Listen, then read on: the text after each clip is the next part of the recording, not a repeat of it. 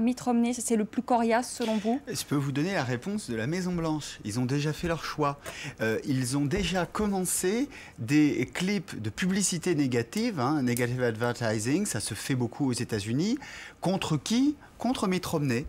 Ils n'attaquent pas les autres candidats. Ça veut bien dire qu'ils ont déjà anticipé une victoire de Mitt Romney et ils se disent qu'il faut le fragiliser au maximum. Mitt Romney, il doit donc d'un côté avoir tous ses adversaires, parce qu'on a bien compris que les adversaires républicains, c'est un peu du tout sauf Romney, et il doit en même temps avoir déjà les clips de publicité négative des démocrates sur le thème, le flip-flop candidate, le candidat qui change toujours d'avis, le candidat faible, etc. Donc ça a déjà commencé et ça fait déjà un mois que ça dure. Donc si vous voulez, du côté d'Obama, on se dit mieux vaudrait quelqu'un de plus à droite, si on veut être un petit peu machiavélique, que quelqu'un comme Mitt Romney qui est en capacité d'avoir un électorat beaucoup plus large et en particulier d'aller mordre sur cette fameuse électorat indépendant, les Français diraient centristes, ça ne correspond pas exactement à ça, mais ce fameux électorat indépendant qui fait l'élection. Même en période de crise, même en période de fort mécontentement, il est fort probable que cette élection se joue, comme d'habitude, sur cet électorat-là. Donc là encore, on l'a vu, il y a ce choix-là à faire. Comme vous me le rappeliez, tous les candidats trop à droite, dans l'ordre, vous l'avez cité, en août c'était Bachmann, puis ensuite Perry, Herman Cain qui était sorti du jeu, et puis Gingrich plus récemment, mais qui a eu 3 millions de clips négatifs sur sa tête dans cet état. Tous sont sortis du jeu, et il y en a un seul qui arrive comme ça au bon moment, Santorum. Mais Santorum, il est très très jeune en quelque sorte dans son momentum, donc il n'y a aucune casserole pour l'instant. Personne s'est intéressé à son cas. Et vous allez voir par exemple quelqu'un comme Bob Dole, notamment en Caroline, s'attaquer, parce que lui il joue aussi sa survie dans cette élection, eh bien faire des clips négatifs contre Santorum. Mitt Romney il peut s'appuyer aussi sur quelques alliés dans cette campagne. Éric Rocheteau, vous êtes d'accord? Vous pensez, comme François Durper, que Mitt Romney sera sans doute le plus capable de battre Barack Obama, en tout cas le candidat le plus coriace, le plus sérieux? Le parcours le déterminera, mais ce qui est clair, c'est que Mitt Romney a déjà fait ce parcours en 2008. Il a été battu par le sénateur McCain, donc il a de l'expérience. Deuxièmement, il a l'organisation qui est surtout en place pour les États comme New Hampshire, la Caroline du Sud et la Floride, qui sont les États qui auront leur primaire ce mois de janvier. Et donc il a cette expérience, et le fait qu'il a très peu fait de campagne à Iowa et est sorti premier, ou ex aequo premier, c'est déjà un très bon signe pour lui. Deuxièmement, Santorum, sénateur de Pennsylvanie, est très connu d'un côté, et l'Amérique va le découvrir demain dans les journaux, télévision. Il y aura beaucoup plus de focus sur M. Santorum dans les jours qui viennent. Alors là, les images que vous voyez sont des images en direct du New Hampshire où John McCain apporte son soutien à Mitt Romney. Je rappelle que John McCain était candidat à l'élection présidentielle en 2008, qu'il a été battu par Barack Obama. Voilà des images en direct du New Hampshire. Je vous propose maintenant tout de suite d'écouter Barack Obama. Barack Obama qui répond aux attaques des Républicains. Promesse tenue, dit le président sortant. Voyez tout de suite son clip de campagne. On en reparle ensuite avec nos invités. On this January night, at this defining moment in history, you have done what the cynics said we couldn't do.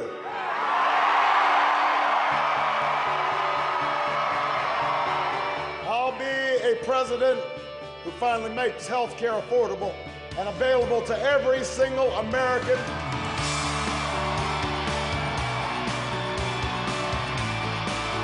I'll be a president who ends the tax breaks for companies that ship our jobs overseas and put a middle-class tax cut into the pockets of working Americans who deserve it.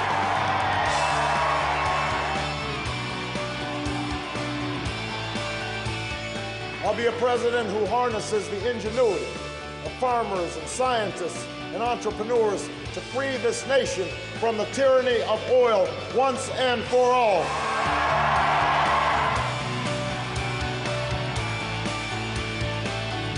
And I'll be a president who ends this war in Iraq and finally brings our troops home.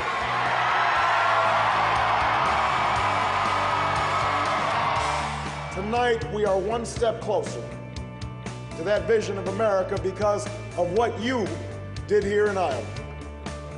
There are days of disappointment, but sometimes just sometimes there are nights like this. A night that years from now, when we've made the changes we believe in, when more families can afford to see a doctor, when our children inherit a planet that's a little cleaner and safer, when the world sees America differently, and America sees itself as a nation less divided and more united, you'll be able to look back with pride and say that this was the moment when it all began.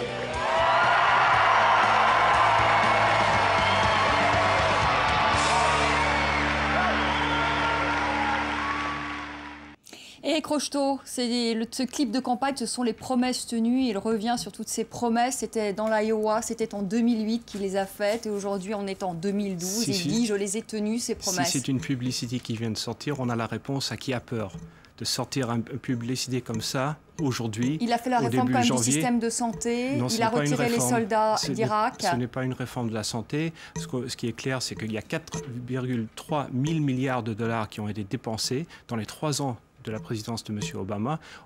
Il y a eu la référence tout à l'heure sur la présidence de M. Bush, où il y avait 2 000 milliards. Donc en 3 ans, ce président a surendetté l'Amérique avec quel résultat? L'économie, le chômage est à des niveaux historiques. Près de 9% de chômage aux États-Unis. Absolument. Contre 7% au moment où il a été investi en 2008. Avec plus de 4 millions d'Américains qui ont arrêté de regarder pour trouver du travail, parce qu'ils n'en trouvent pas. Donc ça, c'est surtout ça que l'élection 2012 va être basée sur l'économie. C'est la crainte des Américains aujourd'hui, c'est leur souci quotidien, c'est l'économie. Et ça reviendra là-dessus. Et en revenant à votre question de tout à l'heure sur quel est le meilleur candidat républicain, d'un côté, Mitt Romney a ce parcours de business, de retournement de business, qui pourrait séduire beaucoup d'Américains. Qui est un chef d'entreprise, Mitt Romney. Meredith, je vais vous donner la parole à Elisabeth. Je voudrais que Meredith réagisse à ce que vient de dire Éric Rocheteau, qui dit qu'il y a des promesses qui n'ont pas été tenues, notamment la hausse du chômage, 9% aujourd'hui de chômage aux États-Unis. Barack Obama avait promis à l'époque qu'il y avait 2 millions de pauvres, et bien qu'il n'y en aurait plus des pauvres aujourd'hui, il y en a 6 millions de plus. Il y a des promesses qui n'ont pas été tenues. Est-ce que vous comprenez que ce président ait pu aussi décevoir, ce président qui avait suscité tant d'enthousiasme? Je pense que c'est important parce qu'en 2008, Obama a dit à le peuple américain il faut changer comment ça marche à Washington. Il faut qu'on travaille ensemble de chercher les solutions. Et c'est clair qu'on est le Parti républicain dans un congrès qui ne veut pas les solutions. Ça, c'est la stratégie aujourd'hui de Barack Obama, c'est de dire qu'on ne peut rien faire depuis 2 ans parce qu'on n'a plus la majorité au Congrès. Même les solutions que les républicains acceptaient dans le passé. Mais dès que c'est le président Obama qui proposait, il ne veut pas ça. Parce qu'il veut simplement de faire sûr que le président Obama n'est pas élu une 2e fois. Donc, il met en risque le pays américain, le peuple américain, seulement pour gagner le point politique. Ça, c'est clair. Donc voilà, ça c'est la stratégie aujourd'hui Obama. Est-ce que ça tient la route, Anne-Elisabeth Moutet? Est-ce qu'on peut dire que finalement, pendant 2 ans, Obama était pieds et poings liés, il n'a pas eu de marge de manœuvre parce qu'il n'avait pas la majorité au Congrès? Vous savez, l'attitude des Américains, des électeurs américains en ce qui concerne leur président, c'est celle de Napoléon avec ses généraux. Ils voulaient que leur principale qualité, ce soit qu'ils aient de la chance. Alors le type qui dit « Ah, c'est affreux, ma vie a été difficile », eh bien, c'est un peu raté, surtout quand on a remué autant d'espoir. Moi, je dirais que ce clip, c'est un clip républicain formidable. Parce que ça rappelle aux gens tout ce en quoi ils ont cru et tout ce qui était extraordinairement fascinant, passionnant, enthousiasmant. Et les résultats ne sont pas à la hauteur des espérances. Et c'est une rhétorique qui tombe maintenant dans le vide. Alors, il parle de la loi sur le système de santé. Il faut se rappeler comment ça s'est passé, la loi sur le système de santé, et c'est pas terminé. Il y a eu 2 documents qui ont été chacun soumis à l'une des chambres. L'un faisait 2700 pages, l'autre faisait 3000 pages. Pour sortir un truc qui est une usine à gaz absolument terrifiante, qui a déjà provoqué du coup une réaction d'une partie des compagnies d'assurance auxquelles on a fini par confier le système d'augmenter leurs primes considérablement, qui a fait sortir autant de gens qui n'en fait rentrer officiellement parce que c'est inabordable pour les employeurs. Vous dites que ce n'est pas une bonne réforme. Je dis que c'est pire que ça. Je dis que c'est un désastre technocratique qui a pris plus d'1 an à faire passer, alors que ici, ils voulaient vraiment faire passer des choses dans la crise économique, c'était autre chose qu'il fallait mettre en priorité. Ça, c'était une promesse d'ailleurs intéressante. Moi, je suis française, je pense beaucoup bien. Vous avez bien. été déçue par Barack Obama, Elisabeth, quand on vous entend? Oui, parce qu'il a gagné. J'ai vu ça avec intérêt. Je me suis dit, bon, il a promis des choses. Il y avait le fait extraordinaire qu'on avait enfin cassé le plafond de verre de la race. Et ça, c'était vraiment quelque chose de très bien. Et puis, c'est un type très intelligent. Seulement, c'est peut-être un type très intelligent, mais il ne sait pas réaliser des choses. Il est un peu comme Jimmy Carter. Mais la plupart des choses... Exactement. Exactement comme en Irak. Il n'a pas arrêté la guerre en Irak. Si on changeait, on regardait les droits de l'homme par rapport à la loi aux États-Unis, on a commencé avec plein de lois qui n'est pas parfait. La loi de 57, c'est pas parfait. Donc, en fait, pour commencer de changer le système de santé, il faut commencer quelque part. Mais il fallait le faire. Je suis désolée. Le système de santé, si on pouvait dire en 5 minutes, on peut pas sur le sujet de l'économie. C'était facile à faire. Citez-moi le nom d'un représentant de la Chambre ou du sénateur qui a lu les 2700 pages. Il n'y en a pas un. Éric Rochon, qu'est-ce que vous disiez? Parce qu'on en était un peu pris par le brouhaha. C'est un peu énervé. Le système de santé, la réforme du système de santé est un excellent exemple de la façon que Barack Obama gère les choses en tant que président.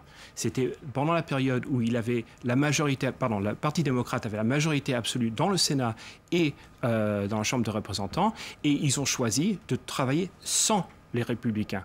Donc, de dire que les républicains ne veulent pas collaborer avec M. Obama, il faut d'abord vivre les 2 premières années du mandat Barack Obama, où il a complètement ignoré le Parti républicain. Ça, c'est la réalité des choses. Mary Liz. Mais surtout, ils ont construit un truc qui, administrativement, et franchement, on sait ce que c'est que de l'administration sociale en Europe, c'était quelque chose qui n'était ni fait ni à faire. Il y a eu la prise en compte de toute une série d'intérêts particuliers, parce que qui est-ce qui a financé l'énorme campagne de Barack Obama, où il y a plus d'1 milliard de dollars qui a été dépensé dans cette campagne? Il y avait les syndicats de médecins, il y avait les laboratoires, il y avait les avocats, ce qui fait qu'on n'a pas passé une loi, comme d'ailleurs Rick Perry avait passé au Texas. C'était une des choses où il pouvait être fier, c'était le fait qu'on avait limité les procès ridicules en dommages et intérêts. Et au contraire, par cette loi, c'est devenu illégal de limiter, d'avoir un plafond pour les procès en dommages et intérêts, ce qui faisait doubler et tripler les coûts médicaux. On n'a pas baissé le prix des médicaments. Il n'y a pas d'agence du médicament qui négocie le prix des médicaments, comme en France, on a à la sécurité sociale un aspect de l'administration qui dit non, vous ne pouvez pas nous faire payer n'importe quoi. On a fini par donner à toutes les compagnies d'assurance les choses sans contrepartie. On a essentiellement fait plaisir et aux médecins, dont les coûts sont absolument délirants. On a en France un système où l'Organisation mondiale de la santé a jugé comme étant le meilleur du monde. On a une longévité qui est de 7 ou 8 ans plus élevée que celle des Américains, et tout ça avec un système où les coûts médicaux sont de la moitié au 5e de ce qu'ils sont en Amérique. Donc franchement, c'est une réforme épouvantable. Ouais. François Durper, est-ce que vous êtes aussi dur que peut l'être Anne-Elisabeth envers Barack Obama? Est-ce que c'est quelqu'un, on le sait, qui a suscité tant d'attentes? On se rappelle en 2008, en novembre 2008. Est-ce qu'on peut dire, comme le dit Anne-Elisabeth, que les résultats n'ont pas été à la hauteur? Est-ce que c'est aussi décevant qu'on peut l'entendre sur ce plateau? Même si vous avez dit que j'étais journaliste au départ, je suis historien, donc je vais prendre mon temps, je vous répondrai dans 20 ans pour savoir si c'est un bon ou un mauvais président. En revanche, que je peux essayer de trouver... Non, ce que je peux essayer de chercher avec vous, c'est s'il va être réélu ou non. Il y a 1 an, Barack Obama disait, bon, si le chômage reste en l'état, je ne serai pas réélu. Non seulement le chômage est resté ce qu'il était, il n'est pas resté ce qu'il était, il a continué à augmenter. Bon. Mais... contrairement à ce que pensait Barack Obama, où il prononçait ces phrases un petit peu maladroites, le dernier sondage Gallup, par exemple, montre que 47% des Américains sont favorables à sa politique, contre 45% des Américains qui sont défavorables. C'est pas très brillant d'avoir quelques Américains en plus favorables contre quelques Américains défavorables. C'est pas mal, comme si vous regardez comparer en France, Nicolas Sarkozy... Non, mais c'est ce que j'allais vous dire. C'est peut-être pas extraordinaire, mais quel dirigeant du monde occidental aujourd'hui peut dire une majorité de ma population soit me met jeu égal avec mon opposition, soit me met quelques points devant mon opposition? Aucun. Après 4 ans d'exercice du pouvoir. Deuxième, je vous ai laissé selon les sondages au mois de décembre, 42% des Américains ne pensent pas que M. Obama devrait avoir un deuxième mandat, tandis que 54% sont clairs et nets, ils ne veulent pas un second mandat. Il n'y a que 6% de l'électorat dans ce sondage qui n'a pas. Et il y a 75% de l'électorat américain qui pense que l'Amérique est sur la mauvaise voie. Eric, les deux ensemble, c'est assez puissant. On est dans le pays des sondages, donc on peut faire une émission que sur les sondages. Simplement, c'est pour ça que j'ai essayé de relativiser en disant, et je ne m'appuyais pas que sur ce sondage, cet unique sondage qui montrait qu'il y avait une majorité favorable, et je disais que c'est jeu égal avec l'opposition, en tout cas, même quand il a été dans des taux de popularité très très bas, par rapport aux autres dirigeants du monde occidental dans ce contexte de crise, il est à une hauteur de popularité forte dans ce contexte-là.